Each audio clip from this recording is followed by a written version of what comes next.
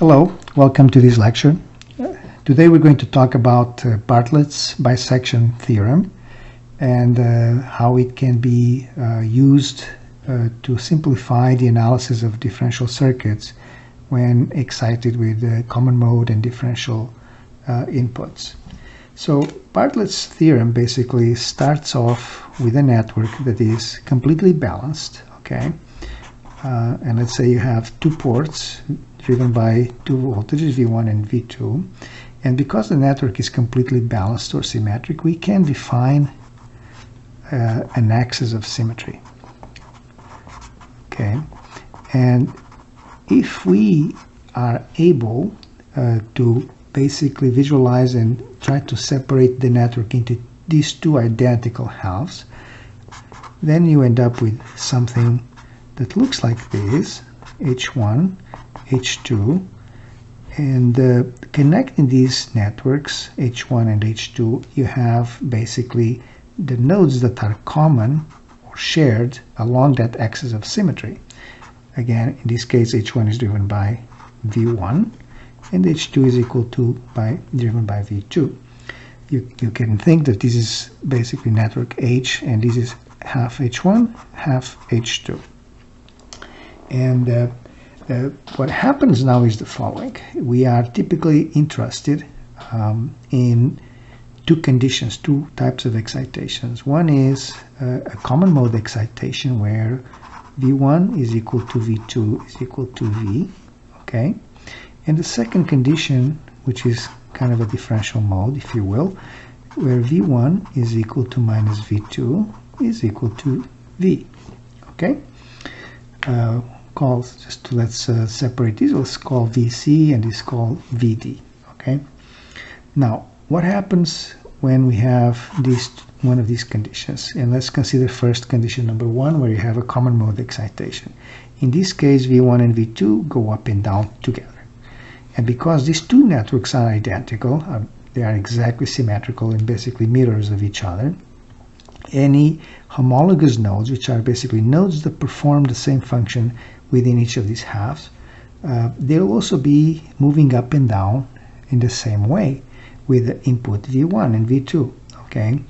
And for that reason, because these connections are the connections that are shared basically between homologous nodes that lie along the axis of symmetry, because these networks will be going up or down at the same time with the input signal, basically the current between the two halves is zero. So there's no exchange of current between the two halves, okay?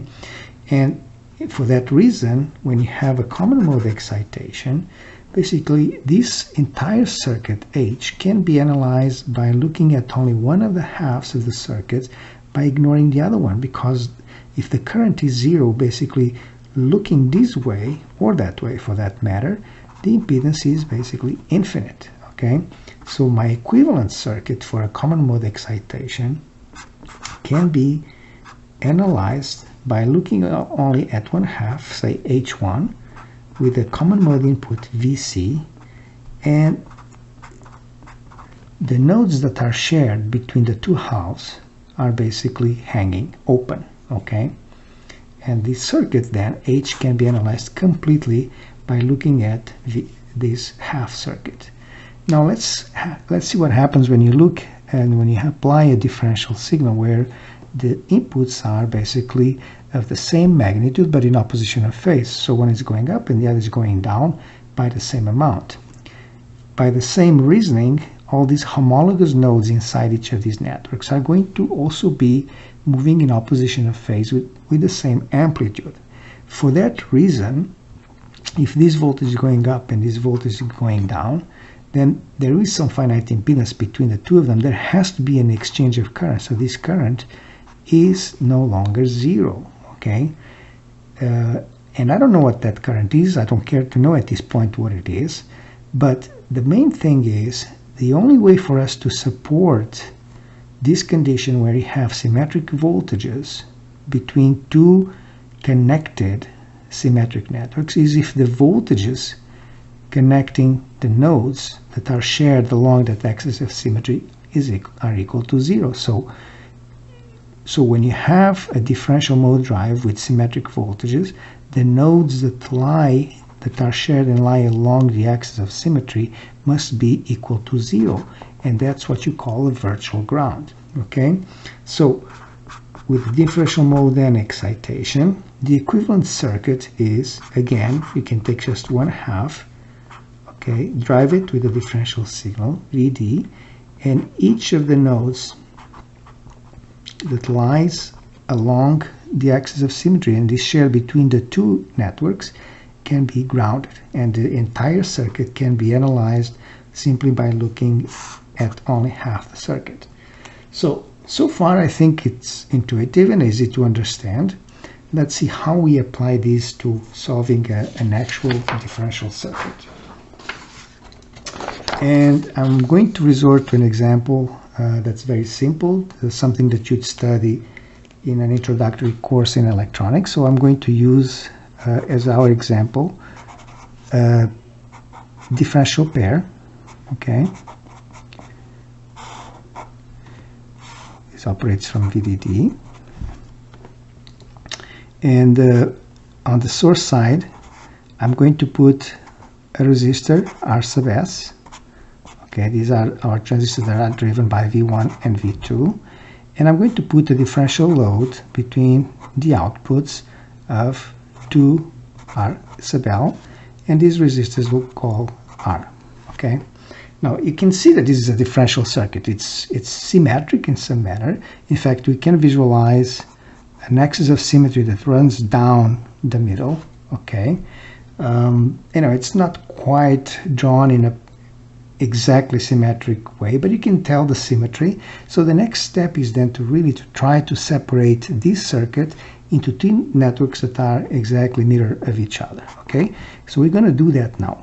It's pretty obvious that, at the very least, these two components are exactly symmetric, and it would go naturally into that network. Okay, so I'm going to draw an axis of symmetry, and I'm going to draw my first components, the resistor R and one transistor, on the same thing on the other side, because clearly those are part of my symmetric networks. Okay, V1, V2.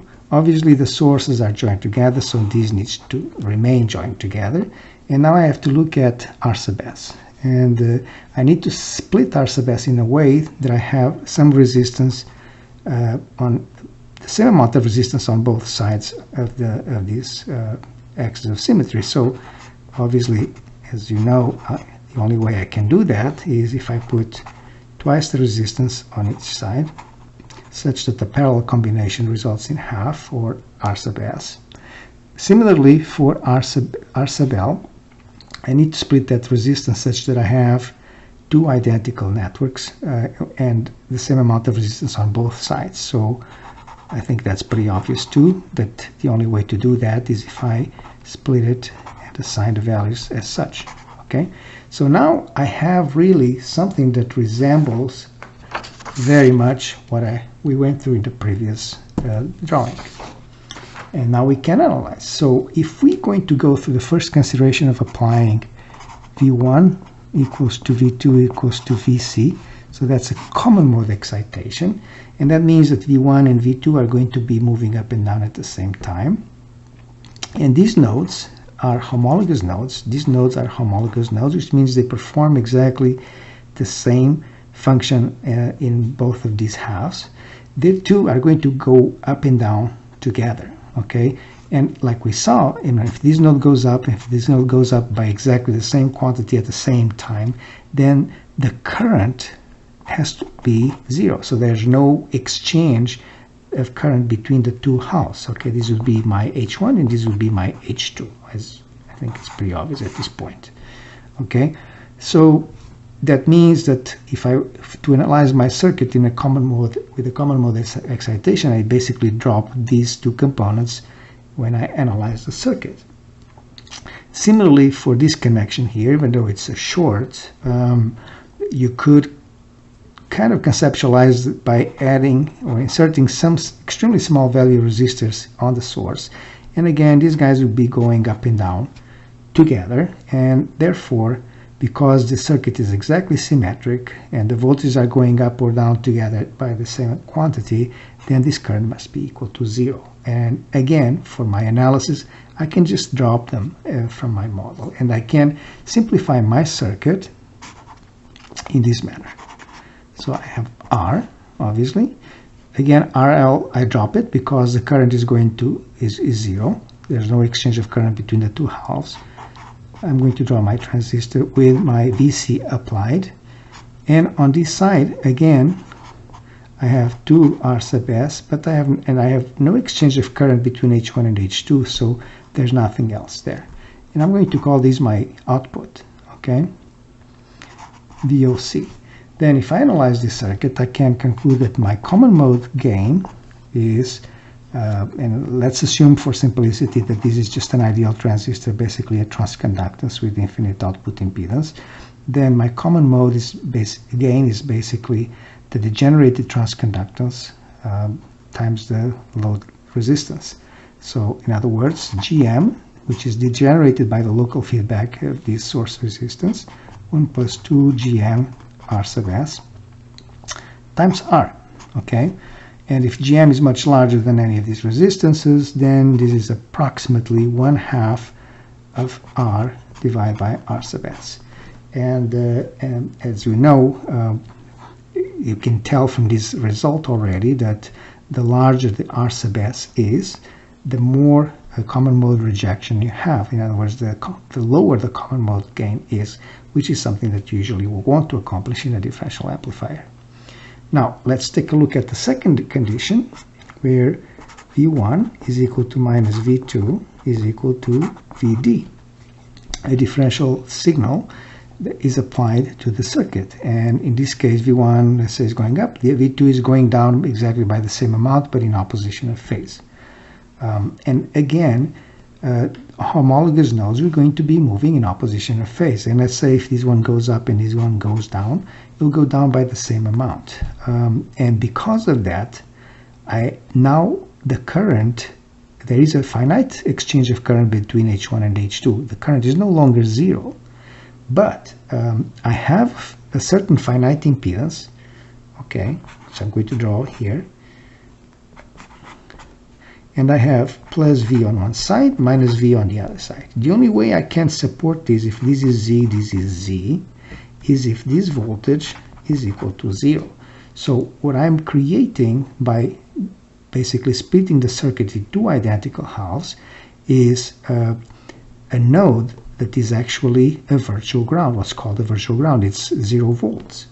Likewise, for the source, again, maybe a little bit more difficult to conceptualize because it's one node. But if you make use of these vanishingly small resistors, again, one is going to go up, the other is going to go down.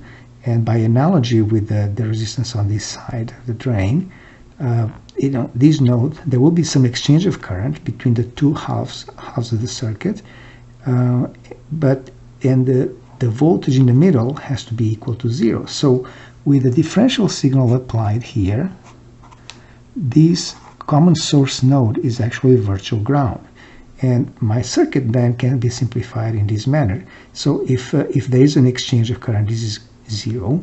This effectively, this 0 here, virtual ground, because it's just a wire, shorts the 2 R times R sub S. Okay, so these 2 R sub S is out of the picture, and this node is virtual ground, so R sub L actually loads half of the circuit. So the equivalent circuit then is the following. I'm going to have R. Okay, I'm going to have the transistor with my VD applied. I don't have R sub S anymore because of the virtual short at the source of the transistor. Okay, and on the drain I have RL, half of the total resistance that I had here, basically connected to ground. So I'm going to have R sub L, and this is my output, which I'm going to call VOD. Okay, now I can also calculate a differential gain, and by the way, always seem to forget this. There's a minus sign there. My differential gain is, in this case, just GM times the parallel of R and R sub L. So it's interesting that for common mode circuit, for common mode inputs, the common mode resistance here, it basically tends to reject those common mode signals, okay? And it does so by degenerating the gain of the transistors through a local feedback mechanism. Whereas for a differential drive, when one is going positive and the other is going negative, this node is effectively a virtual ground. And if it's a virtual ground, this signal is basically applied entirely to the gate source terminals of the transistor, and you see the full transconductance of the device. So, and this basically concludes the lecture. I hope you found it useful. There are other uses of the Bartlett's bisection theorem. In fact, it starts with network theory and has some interesting applications in terms of ladder filters. I may touch on that in a different lecture, but for today I just wanted to go straight into an application, introduce the concept, and apply to a problem that's very common and ubiquitous in circuit design. I hope you enjoyed it. Stay tuned for future lectures. Thank you.